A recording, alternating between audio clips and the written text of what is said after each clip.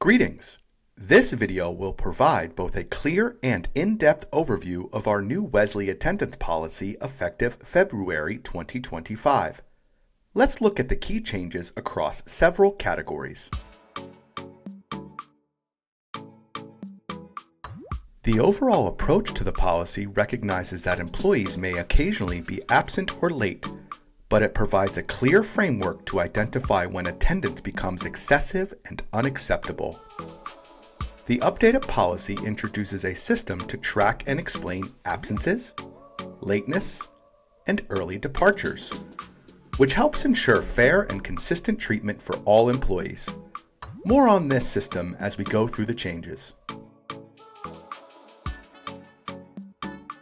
Employees are expected to notify their supervisor if they're running late, and they must follow specific departmental call-off procedures.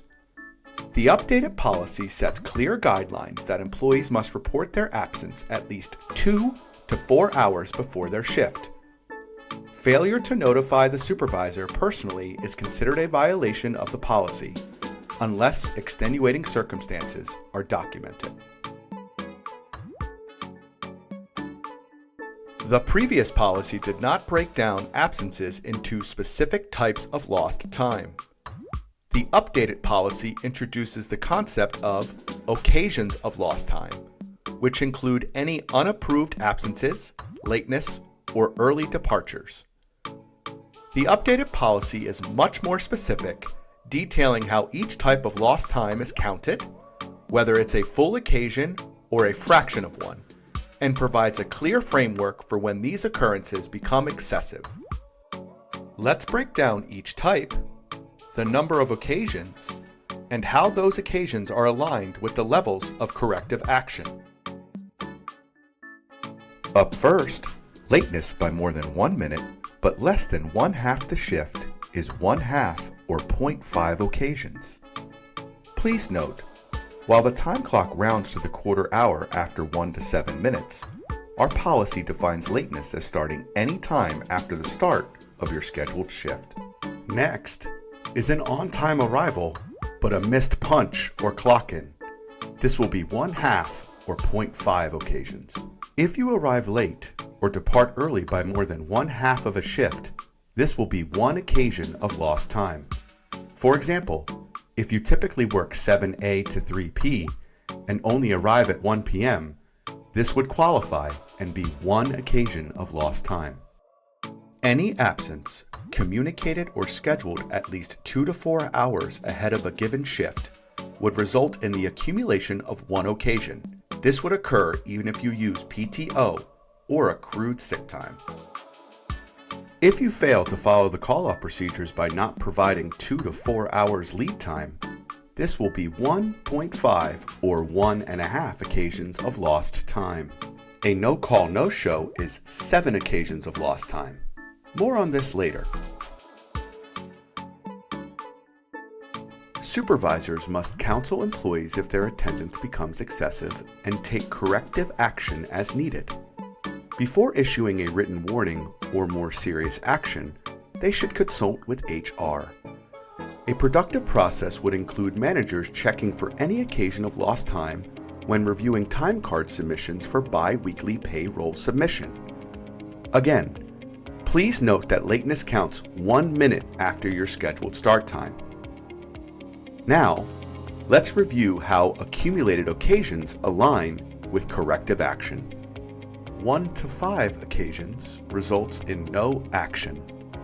6 results in verbal counseling.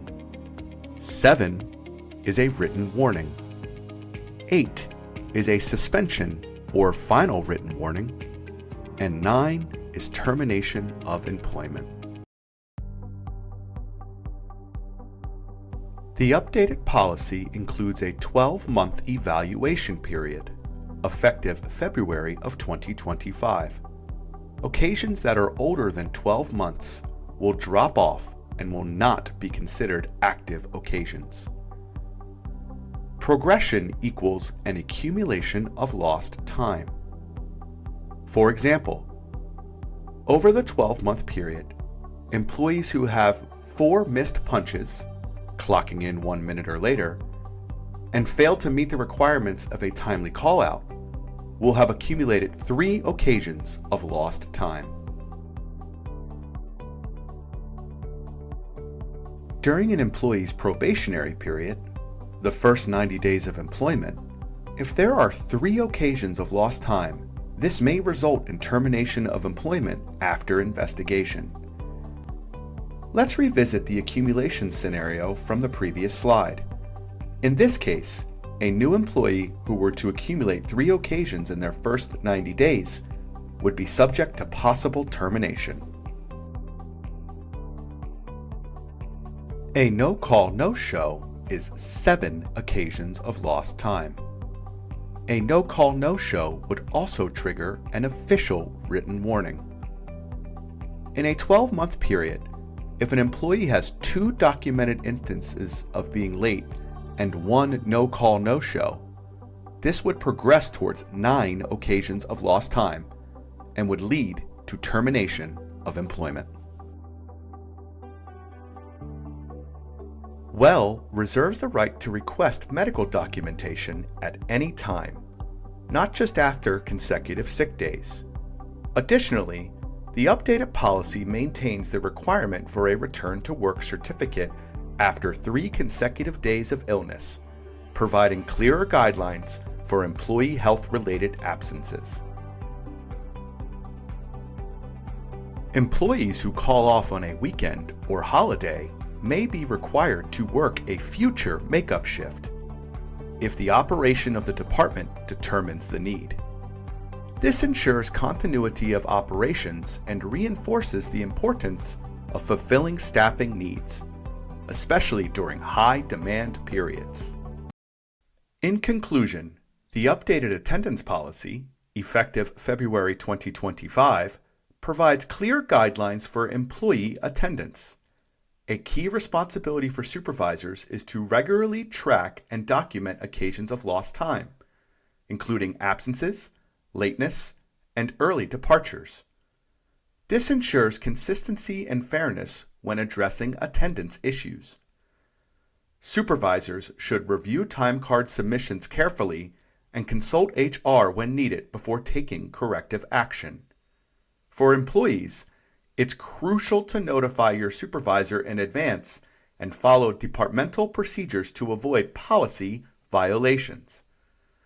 By adhering to the new point system, all of Wesley can ensure that attendance is managed effectively. For more details, be sure to check the HR Toolkit. Thank you for your attention to these important updates. Remember, at WEL, we do the right thing.